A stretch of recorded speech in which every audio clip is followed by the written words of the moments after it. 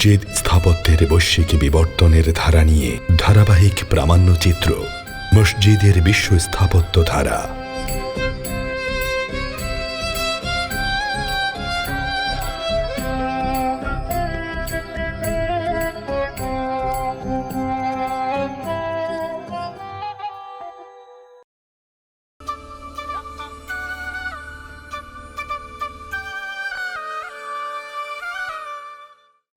সালাউদ্দিন ইউসুফ ইবনে আইয়ুব নামক এক কুর্দি সেনা ফাতিমি খলিফাদের পরাজিত করে ক্ষমতা গ্রহণ করে আইয়ুবী সাম্রাজ্যের সূচনা করেন 1171 সালে। ক্ষমতা গ্রহণ করার পর নিজের জন্য বানান সালাদিনস কেল্লা। সালাদিন সিটাডেল হিসেবেই পশ্চিমা পর্যটকদের কাছে এটি পরিচিত। সালাউদ্দিন আইয়ুবেরা নিজের ইহকালীন সৌকর্যের কথা বেশি করে বিবেচনা করেছিলেন বলেই বানিয়েছিলেন ওই কেল্লা।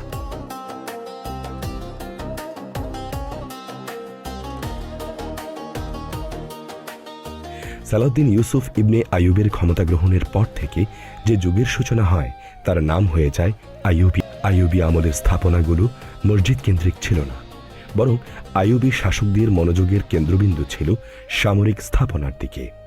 ক্রুসেডের অভিজ্ঞতাকে কাজে লাগিয়ে মিশরের কায়রোর অদূরে একটা বিশাল দুর্গ নির্মাণ করেছিলেন 1183 সালে। আর এই দুর্গ নির্মাণে সে সময় দুর্গ স্থাপত্যের সবচেয়ে আধুনিক কৌশল অবলম্বন করেন তিনি। প্রথমেই তিনি কায়রোর আশপাশ এলাকা উঁচু প্রাচীর দিয়ে ঘিরে দেন। 30 ফুট উঁচু আর 10 ফুট পুরুত্বের এগুলো ওয়াচ টাওয়ার হিসেবে ব্যবহার করা হতো। রাতের বেলা এই ওয়াচ টাওয়ারগুলোতে আগুন জ্বালিয়ে রাখা হতো, যাতে করে এক টাওয়ার থেকে আরেক টাওয়ারের মাঝের রক্ষা প্রাচীর ও এর আশপাশ এলাকা পরিষ্কার দেখা যায়।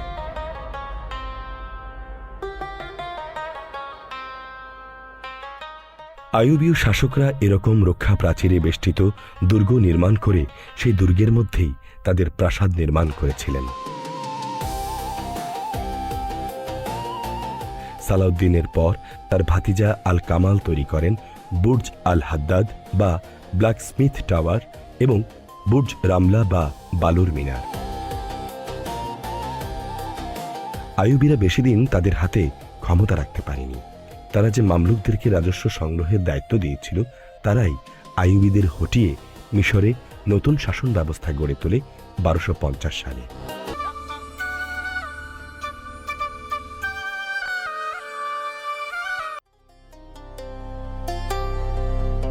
শাসকের পরিবর্তনের সঙ্গে সঙ্গে পরিবর্তিত হয়ে যায় স্থাপত্যের ধারাও। মধ্য এশিয়ার কৃতদাস শ্রেণী থেকে বিপ্লব করে রাজত্ব ছিনিয়ে নেয়া এই মামলুকদের আমলটিকে বলা হয় ইসলামী স্থাপত্যকলার বসন্তকাল। ত্রয়োদশ শতাব্দীর মাঝামাঝি সময় থেকে 16শো শতাব্দীর গোড়ার দিক পর্যন্ত প্রায় 250 বছর ধরে এই ধরনের স্থাপত্য কৌশল মিশরের রাজধানী কায়রোতে বিকশিত ছিল। কায়রোর শহরতলিতে মামলুক স্থাপত্য রীতির সবচেয়ে উল্লেখযোগ্য স্থাপনা সুলতান হাসান মসজিদ। 1356 সালে বানানো এই মসজিদটি সে সময় শুধুমাত্র নামাজ পড়া ছাড়াও ইসলামের সুন্নি সম্প্রদায়ের শাফি, মালিকি, হানাফি ও হাম্বলি মতবাদের শিক্ষা ও গবেষণার জন্য 4টি পৃথক স্থান নির্ধারণ করে দেয়া এই মসজিদটি বানানো হয়েছিল।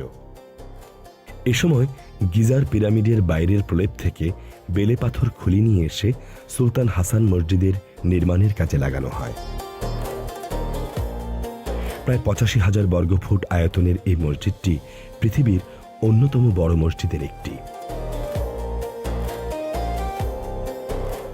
মসজিদের প্রধান প্রবেশপথটি সে সময়কার মিশরের সবচেয়ে উঁচু সদর দরজা।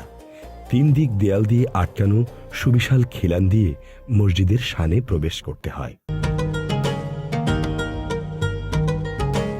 সে সময় মামলুক মসজিদের শানের মাঝখানের জায়গাটিতে একটি অজুখানা ছিল, এখনো আছে। সুলতান হাসান এই মসজিদ নির্মাণের সময় অনেক বিতর্কের সৃষ্টি হয়েছিল। 750 বছর আগে এই মসজিদের নির্মাণের সময় প্রতিদিন প্রায় 20,000 দেহরাম খরচ হতো।